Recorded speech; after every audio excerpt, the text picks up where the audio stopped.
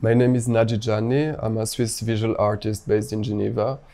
I grew up in the south of Switzerland, in Ticino, which is quite a rural area, and I think it influences in many aspects the way I have to work nowadays.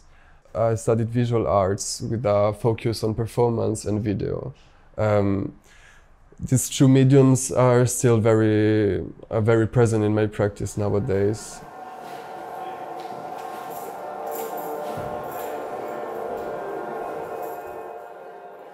In general, I always like to create a frame, a universe, with lines of narration inside of it, specific visual elements and atmospheres. And in the performances I've been making over the last years, I'm always creating these setups and inviting people to work in them. So I work mostly with people from performance art, dance. So in my practice, I've always been working with and from the body, and I started quite early to make masks, to construct masks, which for me were a way to extend the idea of identity linked to a specific body.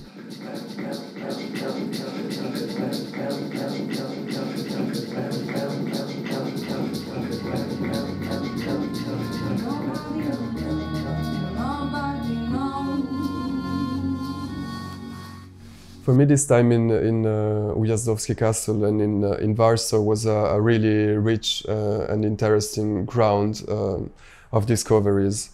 So I've been focusing on some lines of research which are touching my current projects around the idea of virtual reality as a way to think, other possibilities of the body, other relationships to the space, of projecting yourself into a space, layering reality, which comes, I think, as a counterpoint to a research I have around animals, animality, our part in the animal game, that also reaches ecological questions, and in general questions of ecosystems cohabiting together. Also an intention I had in my time here, in the perspective of like past projects and future projects, was to recreate some kind of laboratory frame, to work with people and with material that have been gathered or made.